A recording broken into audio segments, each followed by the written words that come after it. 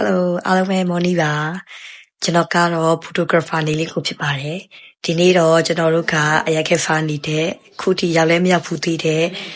ပြူးလင်နာမှာရှိတဲ့တောင်ပူလာကိုတော့ပါပဲဖြစ်ပါတယ်အားလုံးလည်းဒီဗီဒီယိုနဲ့တစ်ဆင့်လိုက်ခဲ့ဖို့ဖိတ်ခေါ်ပါတယ်ဗျာ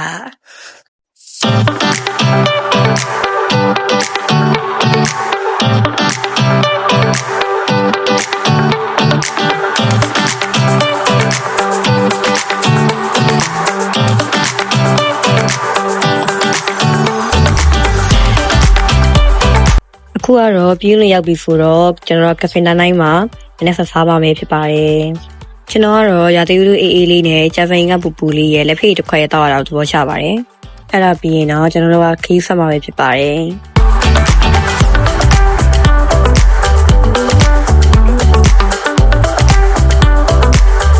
အခုတော့ရောက်ရှိပြီပဲဖြစ်ပါတယ်သူကဒီတောင်ပေါ်ထိကိုကားနဲ့ကိုတော့တက်လို့မရဘူးပေါ့နော်သူတို့အောက်မှာစီစဉ်ပေးထားတဲ့ကားနဲ့တက်ရပါတယ်ကားနဲ့တက်ပြီးတော့လို့ရှိရင်တော့ကျွန်တော်တို့ကနောက်ထပ်တောင်ပေါ်ကိုလက်လျှောက်တက်ရမှာပဲဖြစ်ပါတယ်တောင်ပေါ်ထိမရောက်ခင်မြင်ရတဲ့ view လေးကတော့တော်တော်လေးကိုလာပါတယ်အဲ့ဒါချစ်ပြီးလို့ရှိရင်တော့ဆက်တက်ရပါမယ်ဒါကတော့ထိတ်ဆုံးကိုရောက်ရှိပြီပဲဖြစ်ပါတယ်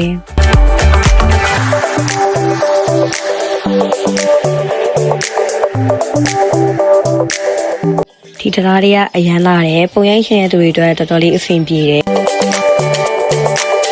တောင်ပေါ်တက်တာနဲ့ကြာသွားတဲ့အတွက်တင်ပင်လေတော့မမြင်ခဲ့ရပါဘူးဗျာကဲခုကတော့ကျွန်တော်တို့ကပုံရိုက်ပြီးသွားပြီဆိုတော့နေ့လယ်စာကော်ဖီဘားမှာ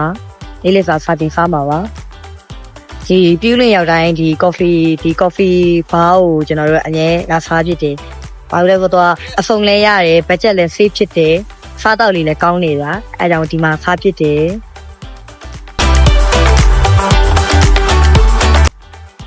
ခုကနေ့လယ်စာစားပြီးသွားပြီဆိုတော့အဲ့နေ့လယ်စာစားတဲ့ဆိုင်ရဲ့အနီးနားမှာပဲBresta ခိုင်ဆိုတဲ့ coffee ဆိုင်ရှိရပါတော့ကိုအဲ့ဒီ coffee ဆိုင်မှာကျွန်တော်တို့ကရေခဲမှုစားပါမယ်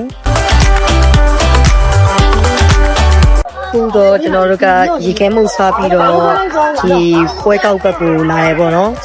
ပွဲကောက်လမ်းကိုလာတဲ့လမ်းမှာလူတွေအများကြီးရှိကြကျွန်တော်ကားပေါ်မှာတရေအိပ်ပျော်သွားပါတယ်ခုတော့ဒီထက်ဝင်ပါမယ်ဒါ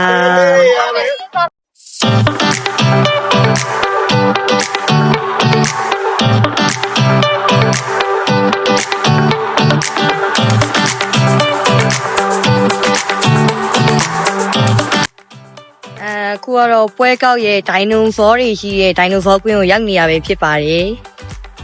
ဒီထက်ကတော့တော်တော်မိုက်တယ်တကယ်အကောင်တွေကအယုတ်တာပြောကွာလုံးဝဟို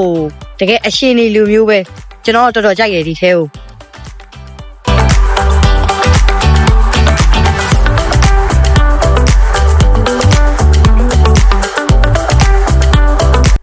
ဒီဒိုင်နိုဆောကတော့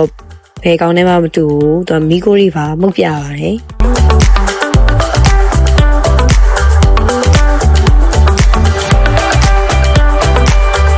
ခုကတော့ကျွန်တော်တို့ကမန္တလေးကိုပြန်ခင်အနီဖာမိုင်းကော်ဖီမှာဝင်စားပါတယ်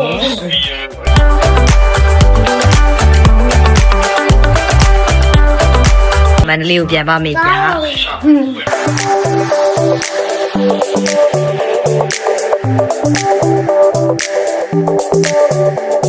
အခုတော့မန္တလေးကိုပြန်ရောက်ပါပြီကြည့်ရှုပေးကြတဲ့တူချင်းမြတိုင်အောင်ကျေးဇူးတင်ရှိပါတယ်နောက်ဗီဒီယိုဒီမှာဆက်တွေ့ကြမယ်